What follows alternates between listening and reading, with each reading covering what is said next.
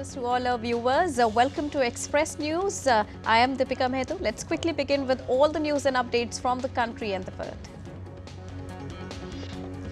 Good Governance Day is being observed today to commemorate 99th birth anniversary of former Prime Minister Bharat Ratna Atal Bihari Vajpayee. President Draupadi Murmu paid tribute to former Prime Minister Atal Bihari Vajpayee on his birth anniversary at Sadaiv Atal in New Delhi.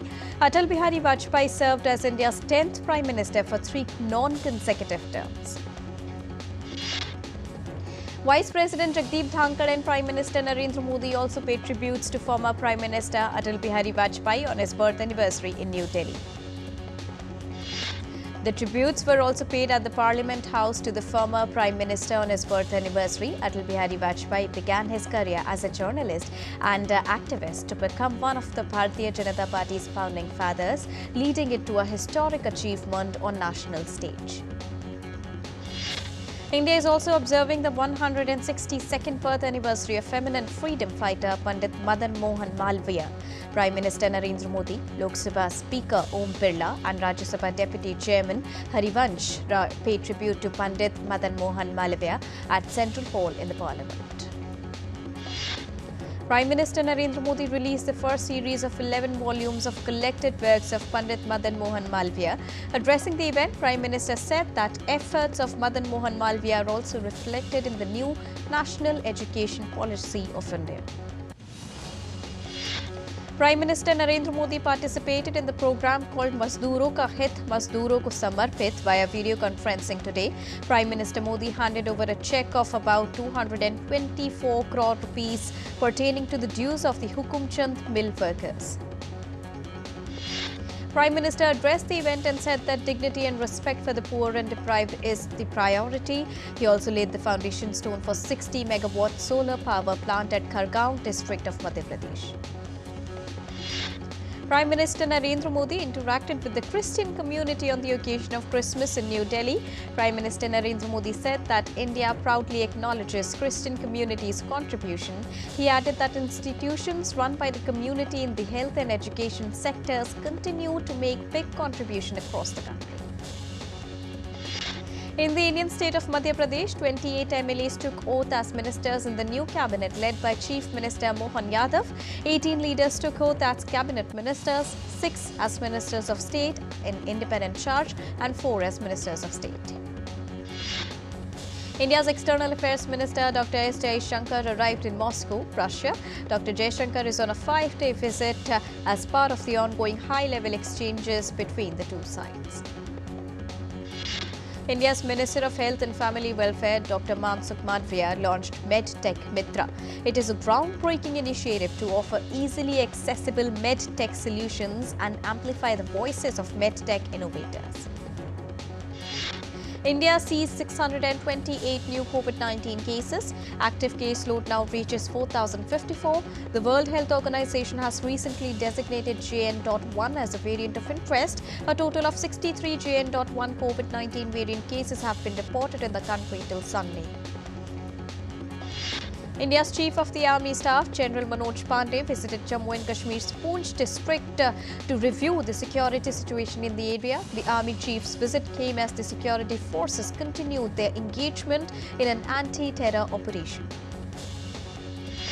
Indian Navy is all set to commission its latest stealth-guided missile destroyer Imphal on the 26th of December. The event marks the formal induction into the Navy of the third of 4 Visakhapatnam-class destroyers indigenously designed and built. A modern and grand railway station is being built in Indian pilgrim city of Ayodhya, depicting the glory of ancient India.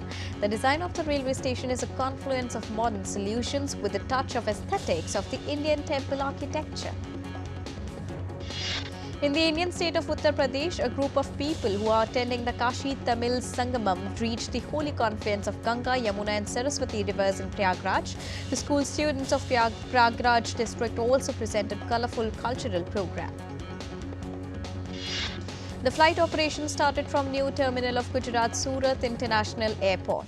The first flight was from Surat to Delhi after the opening of the new airport. At present, 11 flights will fly daily from this new airport of Surat. Viksit Bharat Sankalp Yatra reaches Haryana's Palwal with an aim to attain saturation of flagship schemes of the government to the beneficiaries. IEC fans made the public aware of central government schemes and its benefit among the public.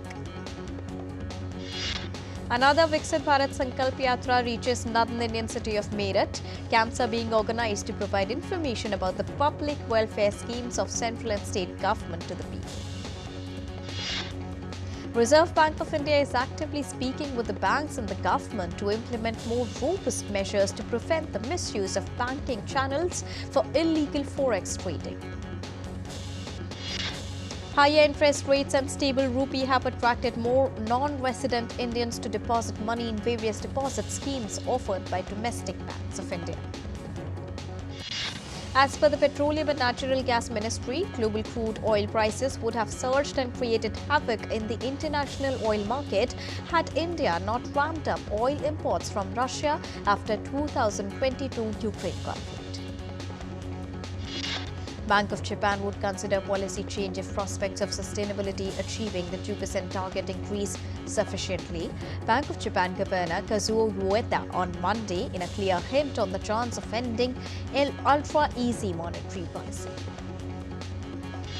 With inflation exceeding the target for well over a year, it is expected by the bank to bring short-term interest rates out of negative territory next year, with some betting on higher rates as early as January. Indian Railways will invest at least 7 trillion rupees over the next decade to lay a record kilometre of new train tracks. Paytm lays off 1,000 employees, affecting 10% of their entire workforce across different departments. Apple opens negotiations in recent weeks with major news and public organizations seeking permission to use their material in the company's development of generative artificial intelligence systems. Google has added a dedicated button for unsubscribing to emails on the Gmail app for iOS. The new button is placed just below the email subject line in blue color. Disney, Reliance signed pre-deal agreement. The mega merger will be done by February 2024, with Reliance holding 51% and Disney 49% in a proposed deal. Yemen's Houthi rebels renewed their warning to the U.S. forces in the Red Sea. Houthis asked the U.S. to leave the sea area quickly, otherwise warned it to become a burning arena. Russia's defense forces shot down Ukrainian fighter jets and drones and also destroyed weaponry in eastern Ukraine. Ukrainian air defense destroyed 28 out of 31 Russia-launched drones in an overnight attack by Russia that were aimed at mostly south of the country. Russia's emergency workers put out a fire on a Soviet-era nuclear-powered cargo icebreaker ship. The state company that runs vessels said there were no casualties and no threat to the security of the reactor. Ukraine's finance ministry said it received $1.34 billion under World Bank's public expenditures for administrative capacity endurance program. It also said about $1 billion were in loan, while rest were grants from other countries. Thousands of migrants left the town of Tapachula in southern Mexico to reach the United States. Migrants were seen carrying a cross, a Mexican flag, and a large banner that read "Poverty Exodus." China confirmed that 4 Chinese workers were killed in a fire at a nickel smelter furnace in Indonesia. In total, 13 workers were killed and 46 injured in the fire. Peruvian police carried out a drug bust operation with the special help of Santa Claus in Huacal, near the capital, Lima. Officers dressed as Santa broke down a door and helped to detain 2 suspects. Niger suspended all cooperation with the International Organization of Francophone Nations (OIF) as it progressively continues to sever ties with France. Argentina's government has scheduled emergency sessions of the parliament beginning this week to address a package of controversial reforms by President Javier Milei, ordering a broad re-regulation of the economy. Israeli Defense Forces recovered 5 hostages killed in Hamas captivity from an underground tunnel network in northern Gaza. The deceased hostages include 3 soldiers and 2 civilians. Israel said it has launched probe for killing of 5 Israeli hostages in underground tunnel network in the northern Gaza area. Israel also released a video showing operations to dismantle Hamas's northern underground headquarters in Gaza. The video showed a section of tunnel lined with white tiles as well as a similarly designed bathroom with basic amenities. Netanyahu also said Israeli forces are going deeper into the Gaza Strip. In a video statement, he said, "Fight will continue until there is total victory over Hamas." Benjamin Netanyahu also denied a report in the Wall Street Journal about being stopped from making a preemptive strike on Hezbollah in Lebanon. Turkey's Air Force conducted airstrikes in northern Iraq and Syria and destroyed 29 targets of the outlawed Kurdistan Workers' Party. Turkey conducted airstrikes in northern Iraq after 12 soldiers were killed in the past 2 days. Turkish Defense Minister confirmed killing of 30 PKK fighters. Serbian President Aleksandar Vučić urged the people, a group of opposition leaders, to stop hunger strike a week after parliamentary election won by Serbia's ruling Serbian Progressive Party. Thousands gathered in the center of Serbian capital city Belgrade in an anti-government protest to demand the annulment of parliamentary and local elections held a week ago. Serbian police said in total 8 policemen have been injured as clashes with the opposition protesters continued. The United Kingdom said it will deploy a naval ship off Guyana later this month as the South American nation faces a border dispute with neighbor Venezuela over an oil-rich region. Chad's new constitution that was approved by 86% votes in referendum has been challenged by the opposition leaders, with some leaders calling for total boycott of the 17th of December vote.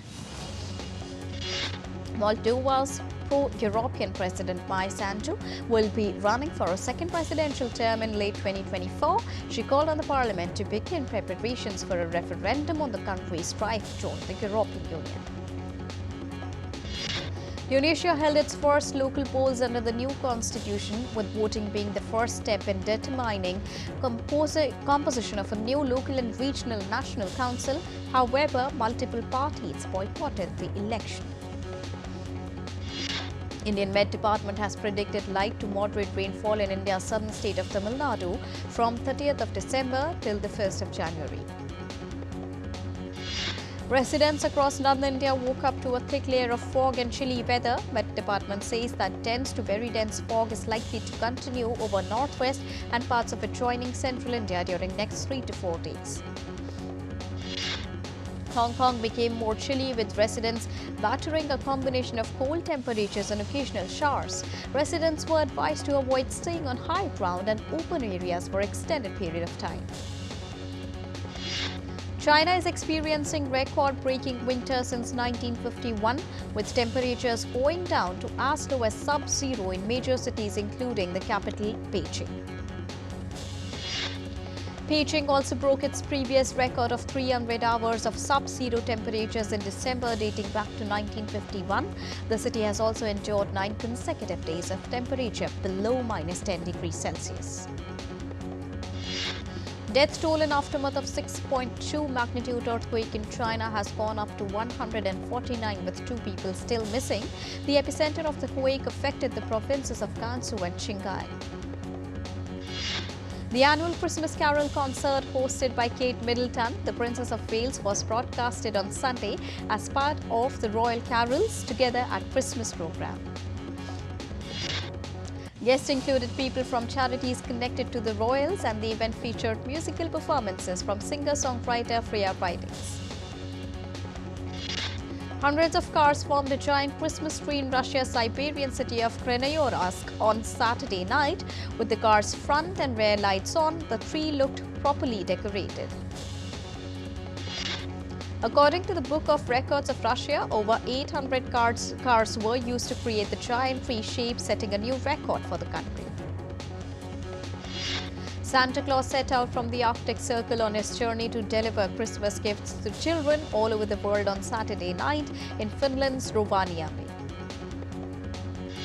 In the sleigh pulled by a reindeer, a Santa wished people a happy Christmas and called for people to focus on children's well-being and live in peace together. Actors and musicians entertained the visitors to a Slovenian cave, performing a recreation of the story of the birth of Jesus Christ and biblical story of Christmas.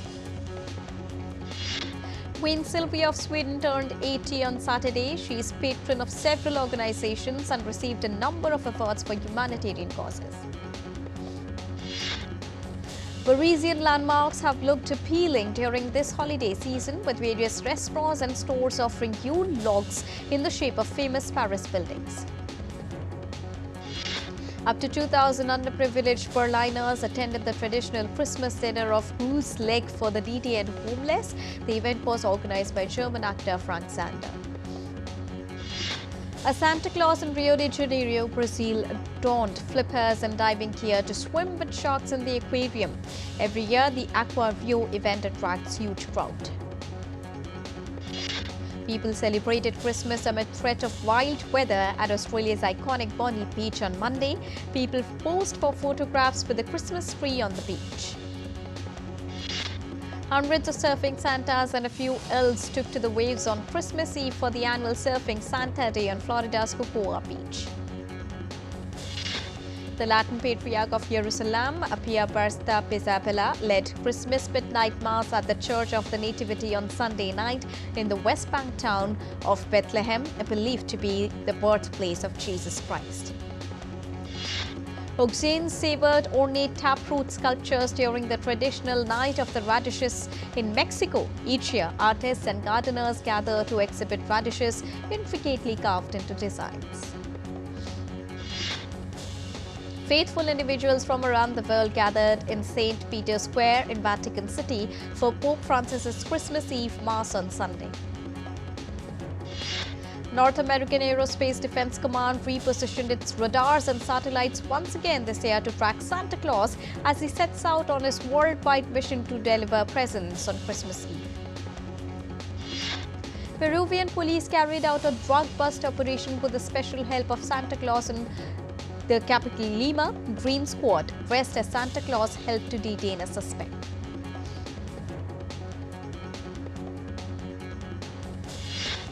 Indian artist Sudarshan Patnaik on Sunday unveiled a sanded Eastern Puri beach, depicting a reclining Santa Claus and incorporating 2,000 kilograms of onions.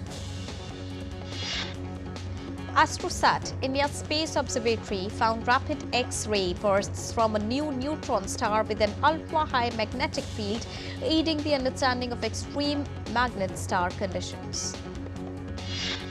Celebrating the 99th birth anniversary of former Indian Prime Minister Atal Bihari Vajpayee, the makers of Main Atal Hu dropped the first song from the film Desh Pehle. Indian actor Ranbir Kapoor, star of film Animal, is slated to grace Netflix screens on the 26th of January. OTT version would be even longer with the additions of a few more scenes. Indian film actor Shah Rukh Khan's starrer Donkey records a jump on fourth day of its release. The film has gathered $24 million worldwide.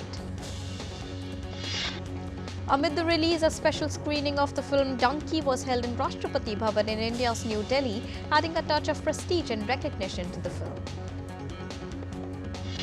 Indian film director Vidhu Vinod Chopra's sleeper hit 12th Fail, starring Indian actor Vikrant Massey, is set to release on OTT platforms on 29th of December. Successfully traversing the journey from literature to a cinematic musical thriller, The Color Purple arrives on screen, preserving its rich palette, translating the musical elements for cinema. Beyoncé surprised Brazil by making an appearance in an event to promote her film Renaissance in the city of Bahia.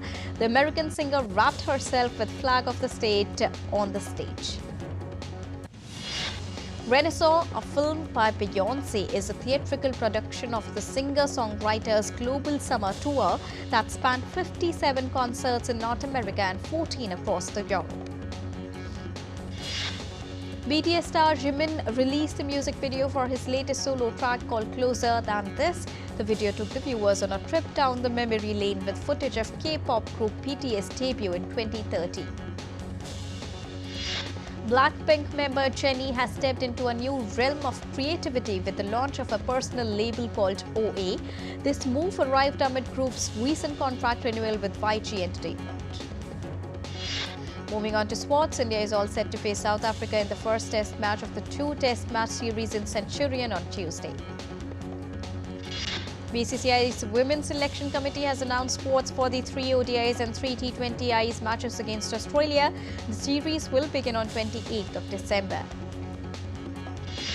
Australia names an unchanged playing 11 for the Boxing Day test against Pakistan, while the visitors have replaced Sarfaraz Ahmed with Mohammad Rizwan. Australia's Usman Khawaja has been denied permissions to display a duff symbol by the International Cricket Council during the Boxing Day test against Pakistan. India's Chirag Sen clinches men's singles title, while Anmol Kharp won the women's singles crown at the National Badminton Championship in Guwahati. The 2023 FIDE World Rapid and Blitz Chess Championship is all set to kickstart on Monday with a glittering opening ceremony in Samarkand, Uzbekistan. 2019 World Championship silver medalist Manju Rani and two-time youth world champion Sakshi advanced to the quarterfinal round of the 7th Elite Women's National Boxing Championship. British billionaire Jim Ratcliffe has bought a 25% stake in Manchester United and pledged to invest $300 million in the English Premier League club to try to revive its fortune. Wolverhampton Wanderers continued their stellar home form with a 2-1 victory over Chelsea in the Premier League, and thanks to second-half strikes from Mario Lemina and Matt Doherty for that. Liverpool manager Jurgen Klopp said they will wrap Pau Gomez in cotton wool and pray the defender does not become yet another addition to the snowballing injury crisis for the team. And with this, it's a wrap here on Express News for now, but news and updates will continue here on DD India. So don't go anywhere, keep watching and keep tracking DD India for all latest news and updates from the country and the world. From the entire team of DD, wishing all our viewers a Merry Christmas. Thank you so much for joining us right now. Namaskar.